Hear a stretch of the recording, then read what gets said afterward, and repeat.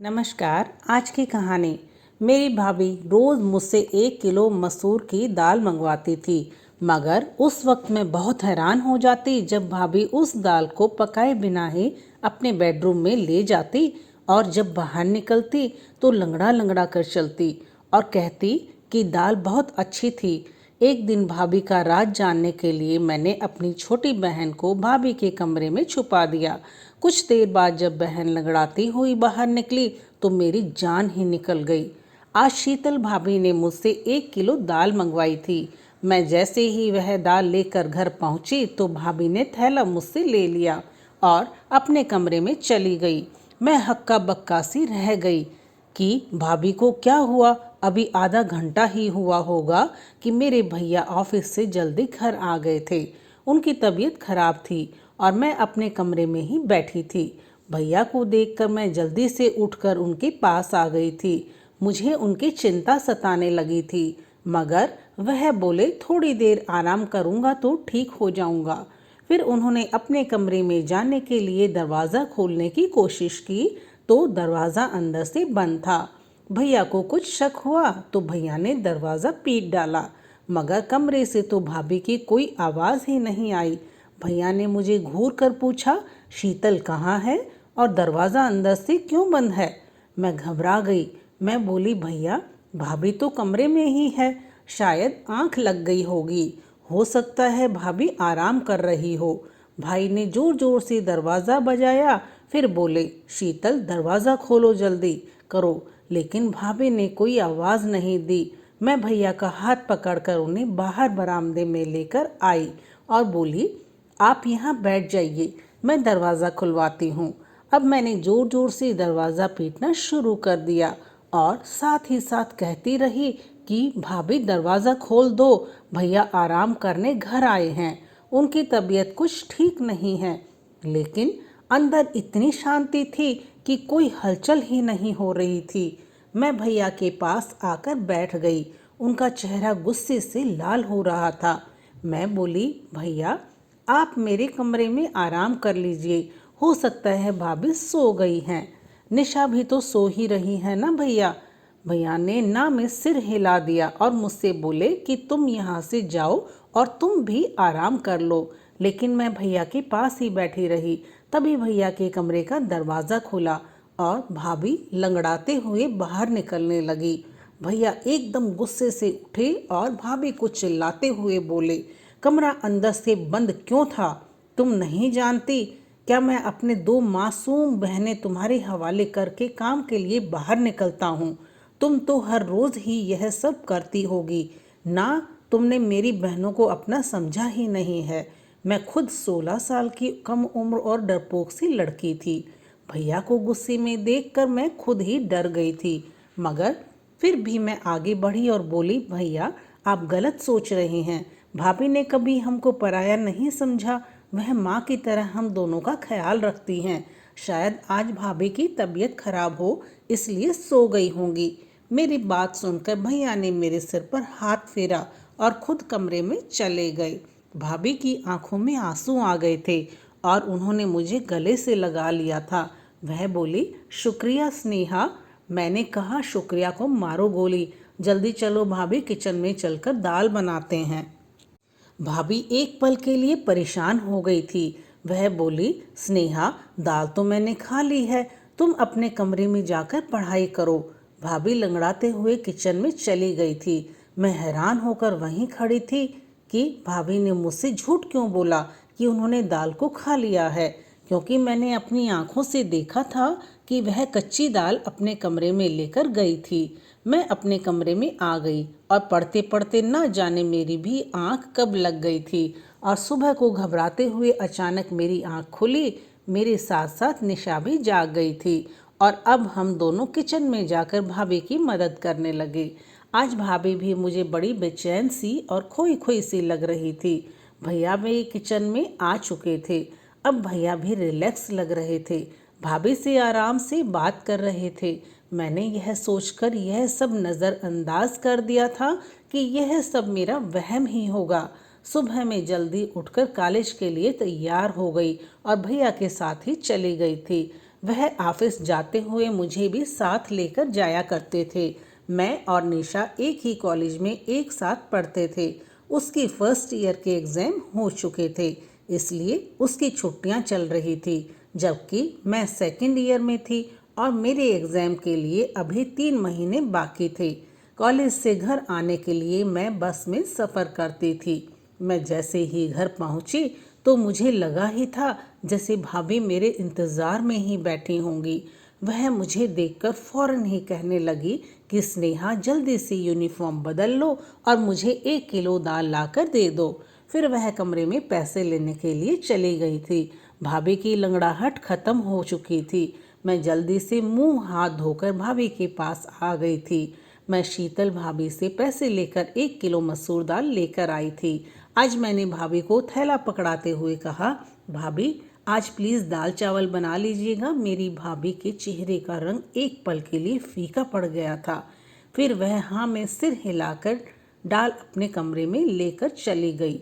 मुझे एकदम से अजीब सा लगा था कि ऐसा कैसे हो सकता है कि कच्ची दाल अपने कमरे में कौन लेकर जाता है।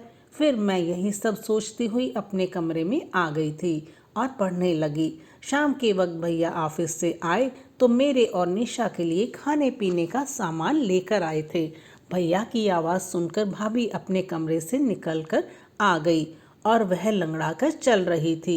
मैं हैरान रह गई कि पहले तो भाभी के पैर में लंगड़ाहट खत्म हो गई थी, अब दोबारा वह क्यों लंगड़ा रही हैं। मुझे भाभी पर शक हुआ, कहीं भैया को दिखाने के लिए नाटक तो नहीं करती। लेकिन जब मैंने भाभी के चेहरे की तरफ देखा तो साफ साफ पता चल रहा था कि वह बड़ी तकलीफ में हैं। मैंने अपनी सोच को फौरन बदला और भाभी के पास आ गई और उनसे पूछने लगी कि उनके पैर में क्या हुआ है, तो वह चुप बैठ गई थी। भैया को बड़ी भूख लगी थी, इसलिए भाभी फटाफट किचन में चली गई थी और मैं अक्सर किचन में भाभी को मदद करती थी। आज भी उनकी मदद के लिए मैं किचन में चली गई। मैंने कहा, भाभी दाल चावल के बारे में सोच सोच कर बड़ी भूख लग रही है। भाभी ने मेरी तरफ बड़ी अजीब सी नज़रों से देखा था, फिर बोली, आज तो मैंने घर में आलू की सब्जी बनाई है। दाल तो मैं कब का खा गई, बहुत ही अच्छी दाल थी। यह सुनकर मैं हक्का बक्का रह गई थी। एकदम ही मेरा दिल भर आया और मैं सब कुछ छोड़ छाड़ कर अपने कमरे में आ गई थी।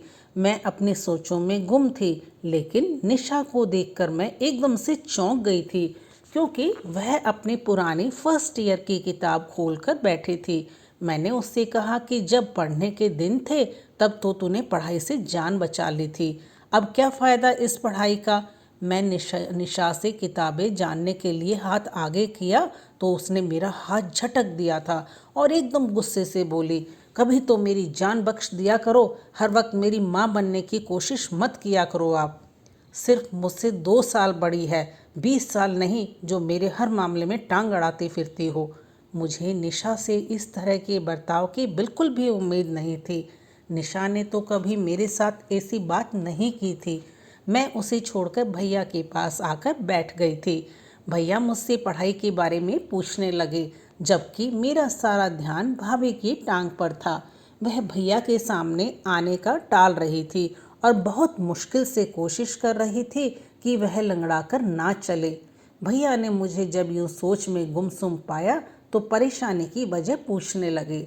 मैंने बिना कुछ सोचे ही भैया को बता दिया कि निशा ने मेरे साथ बदतमीज़ी की है। भाई यह बात सुनकर हैरान हो गए थे। फिर उन्होंने निशा को आवाज़ देकर बाहर बुलाया और बोले कि तुम हर वक्त कमरे में क्यों घुसी रहती हो, बाहर आकर हम सब के साथ क्यों नहीं बैठती। भैया के शब्द अभी मुंह में ही थे कि निशा ने जोर जोर से रोना शुरू कर दिया था। वह बोली, पिताजी खुद तो इस दुनिया से चले गए, लेकिन मुझे दर दर की ठोकरें खाने के लिए छोड़ गए। भैया कहता है कमरे में मत बैठो, भाभी कहती है घर के कामों में हाथ बटाओ, जबकि मेरी बहन तो मेरी दुश्मन ही बनी हुई है। भैया निशा की हालत देखकर हैरान रह गए। फिर भैया उठे और निशा को गले लगाकर प्यार करने लगे और बोले, निशा तुम जानती हो कि मैंने तुम्हें कभी भी अपनी बहन नहीं समझा, हमेशा बेटी ही समझा है। फिर तुम इस तरह की बातें क्यों सोचने लगी हो। निशा कुछ भी बोले बिना सिर्फ रोती चली जा रही थी। हम सब भी परेशान हो गए थे। फिर अचानक ही उसने अपने आंसू पोंछ लिए और हमसे माफ़ी मांगकर कमरे में चली गई थी। भैया ने भाभी को आवाज़ देकर बुलाया और बोले, शीतल, आजकल निशा घर में होती है, यह इतनी चिड़चिड़ी क्यों हो गई है? कोई बात हुई है क्या?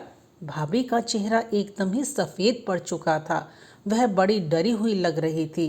वह बोली, सुनील, निशा हर वक्त कमरे में बैठी रहती है, इसलिए मैंने एक दो बार उसे बोला था कि घर के कामकाज में थोड़ी मेरी मदद कर दिया करो। इस तरह से तो तुम बोर भी नहीं होगी। शायद उसे मेरी बात बुरी लग गई होगी। भैया कुछ सोचने लगे थे, जबकि ना जाने मुझे कि ऐसा क्यों लगने लगा था जैसे शीतल भाभी हमसे कुछ छुपा रही थी। बात सिर्फ इतनी ही नहीं थी, कुछ ना कुछ गड़बड़ तो ज़रूर थी। अगले दिन भैया हमारे कमरे के लिए टीवी लेकर आए, अच्छी अच्छी मूवीज़ ले आए, किताबें और नॉवेल्स भी लेकर आए थे और भैया ने निशा के हाथ में थमा दी थी और बोले, आज के बाद तुम घर में बोर नहीं होगी। फिर कैरम भाभी के हाथ में थमा कर बोले, शीतल, तुम और स्नेहा कैरम खेल लिया करो। यह देखकर भाभी भी मुस्कुराई थी। मैं जब कमरे में आई तो निशा मुझे बड़ी जोश में लग रही थी। वह बोली, स्नेहा, मैं सारा दिन फिल्में देख लिया करूँगी, तुम पढ़ाई में ध्यान लगाते रहना। मेरा भी दिल ललचा गया था। भैया निशा के लिए तो बच्चों वाली फिल्में भी लेकर आए थे। मैं देर रात तक जागकर पढ़ाई करती थी। एक दिन मैं पढ़ाई कर रही थी, तब मैंने भाभी को अपने कमरे से निकलते हुए देखा। वो तेज तेज कदमों से चलती हुई छत पर चली गई थी। ना जाने इतनी रात को छत पर क्या करने गई थी। मैं तो बड़ी परेशान हो गई थी। मैं पढ़ाई वगैरह सब भूलकर बाहर ही देखते रह गई थी। तकरीबन 1 घंटा छत पर बिताकर भाभी अपने कमरे में वापस चली गई थी। आखिर यह सब हो क्या रहा था? मैं इस फिक्र में घुलती जा रही थी, जबकि मेरा दिल पढ़ाई में भी नहीं लग रहा था। मैं कॉलेज से जैसे ही वापस आई तो भाभी ने मुझे पैसे थमा दिए और फिर से मुझे 1 किलो मसूर दाल लाने के लिए भेज दिया था। मैं कपड़े बदलने कमरे में गई तो यह देखकर दंग रह गई कि निशा फर्स्ट ईयर की किताबें पढ़ रही थी। मुझे देखकर वह इस तरह चौंक गई थी कि झट से वह किताब सहित कमरे से बाहर निकल गई थी। मैंने सोचा कि पहले भाभी की दाल ला देती हूँ, फिर निशा को तो बाद में देखूंगी। मैं दाल ले आई तो भाभी ने मुझसे थैला ले लिया और कोई भी बात किए बिना अपने कमरे में चली गई और अंदर से दरवाज़ा बंद करके कुंडी लगा ली। मैंने सब कुछ नज़रअंदाज किया और निशा की खबर लेने के लिए कमरे में गई तो वह बोली, स्नेहा, तुम भाभी को यह रोज़ रोज़ दाल लाकर मत दिया करो। उसकी यह बात सुनकर मैं हैरान रह गई कि वह ऐसा क्यों कह रही है। तो मैंने इस पर उससे पूछा, क्यों, क्या हुआ निशा? जल्दी से उठकर मेरे पास आई और कान में ऐसी बात बोल दी कि मेरा सिर चकराने लगा। मैं निशा की बात झुठला भी नहीं सकती थी, क्योंकि वह सारा दिन घर में ही होती थी। उसे तो भाभी के हर काम की बराबर जानकारी होती थी। मैंने निशा को कसम देकर मना कर दिया कि वह फिलहाल इस बात को किसी से भी ना कहे। मैं खुद इस सारे मामले की तहकीकात करूंगी, फिर सच सामने आ जाने के बाद ही कुछ फैसला करेंगे।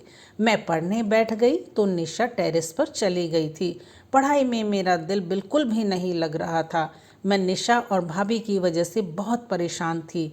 यह दोनों ही बड़ी अजीब अजीब सी हरकतें कर रही थी।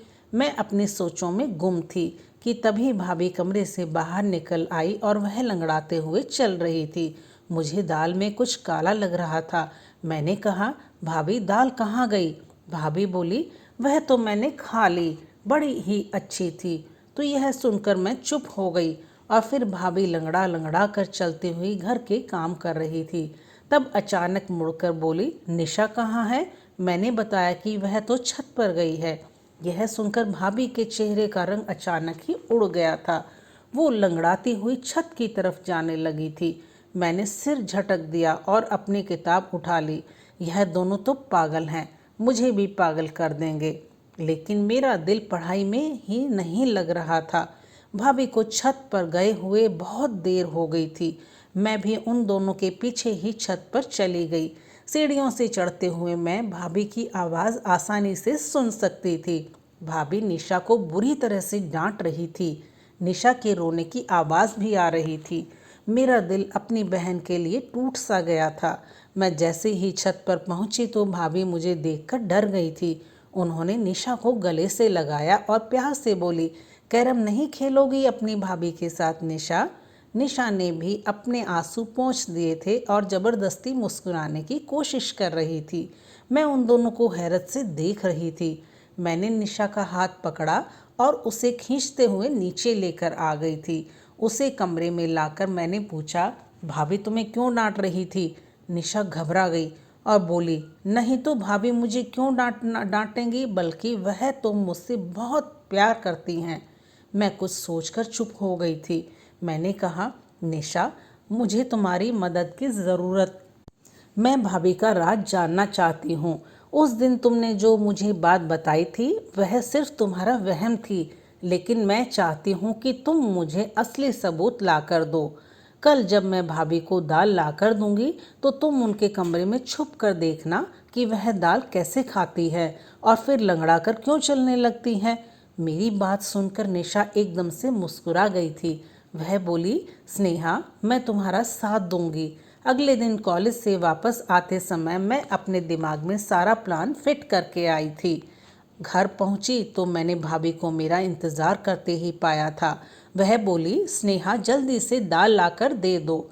मैं मुंह धोने के लिए कमरे में चली गई और निशा को भी समझा दिया कि जैसे ही भाभी को आवाज़ देकर बुला लूँगी तुम उनके कमरे में जाकर छुप जाना। उसने हाँ कह दिया था। मैंने भाभी को आवाज़ दी और कहा, भाभी दाल अब महंगी हो गई है, थोड़े पैसे और देने पड़ेंगे। भाभी मुस्कुराकर बोली, तो फिर क्या हुआ, मैं अभी ला कर देती हूँ। वैसे इतनी देर में निशा भाभी के कमरे में जाकर छुप गई थी। मैं दाल ले आई थी।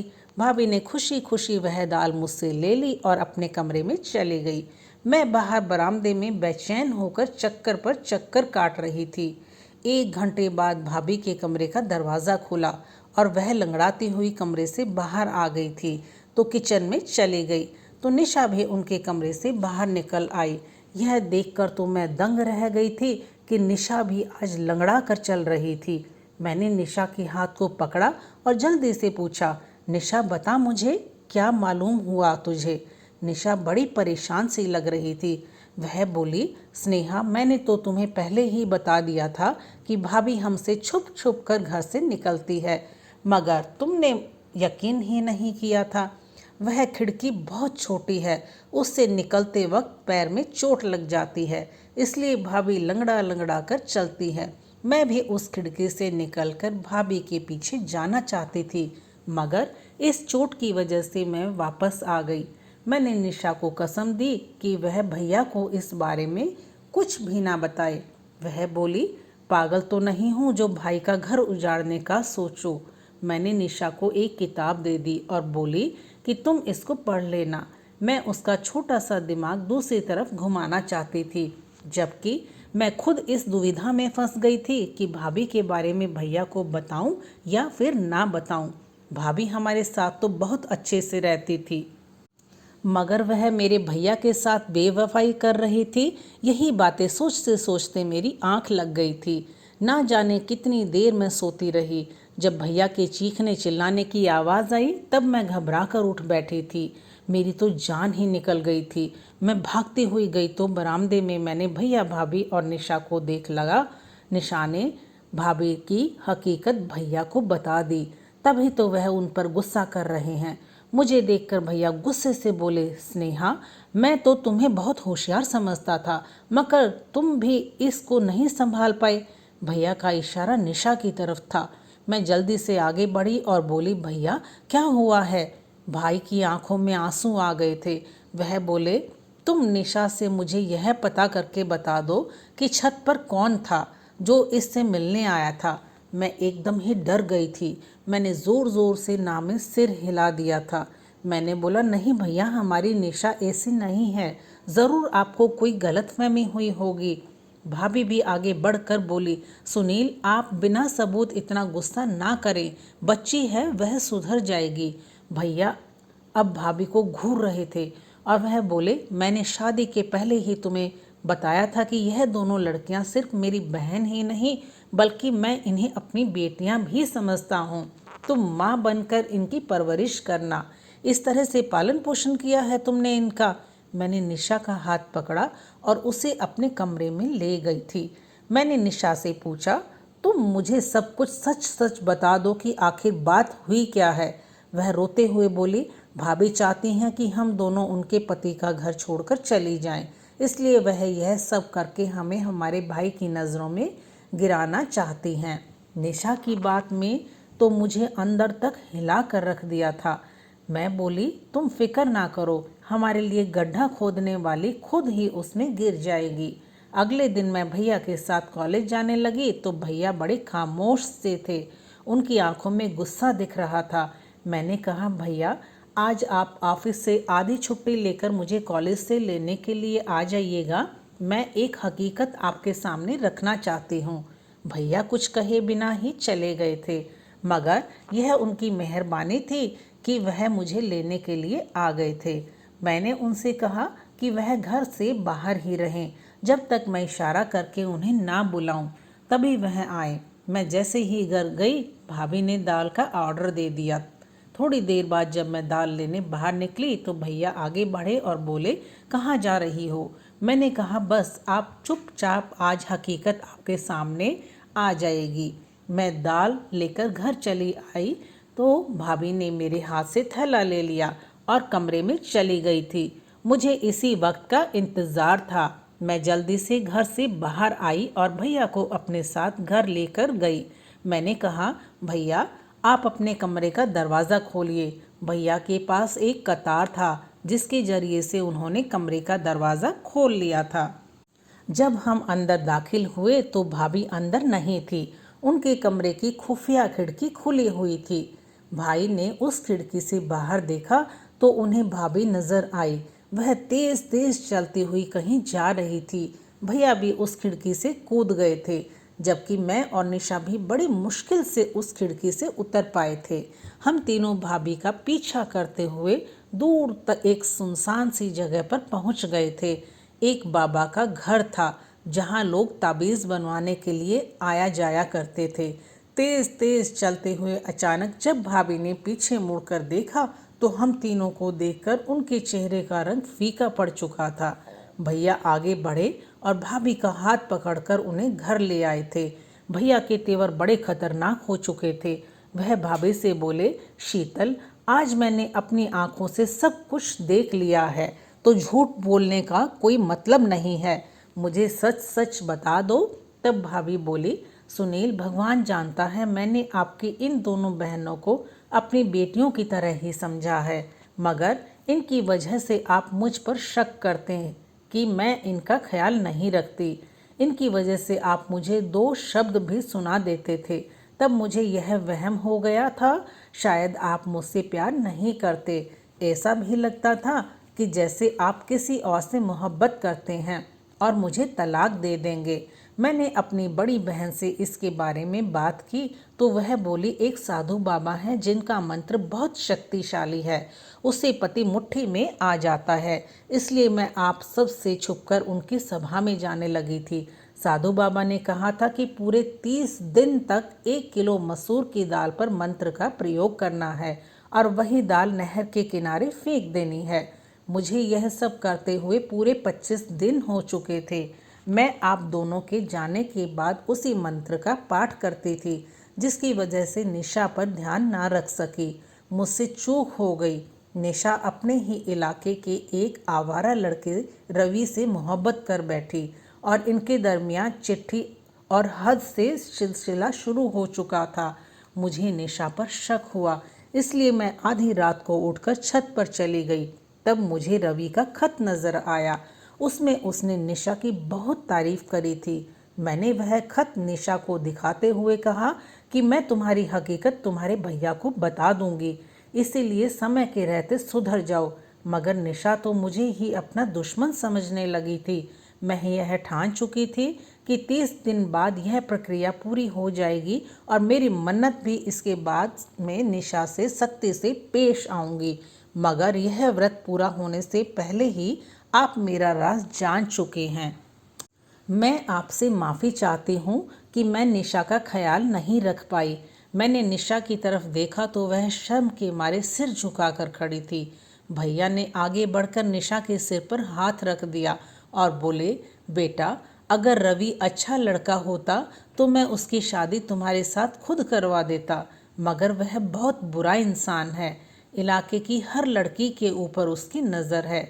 निशा रोने लगी और बोली, भैया, घर में सूनापन और अकेलापन था, इसकी वजह से मैं इस गलत राह पर चल बैठी, वरना मुझे रवि में कोई दिलचस्पी नहीं है। भैया मुस्कुरा दिए थे। उनके सिर से भारी बोझ उतर गया था। फिर उन्होंने हम दोनों को कमरे में भेज दिया था। यकीनन अब भाभी की खबर लेने वाले थे। वह भाभी को हमारे सामने कभी डांटा नहीं करते थे। मैंने कहा, भैया, भाभी को कुछ मत कहना, वह हमारी माँ जैसी हैं। भाभी रोते हुए हम दोनों बहनों के गले लग गई और एक बार फिर हमारे घर में प्यार का खुशनुमा माहौल बन चुका था। दोस्तों, उम्मीद करती हूँ कहानी पसंद आई होगी, तो वीडियो को लाइक करें, चैनल पर नए हैं तो सब्सक्राइब करें, हाँ, नोटिफिकेशन बेल को ज़रूर दबाएं ताकि अगली वीडियो आपको सबसे पहले देखने को मिले। धन्यवाद।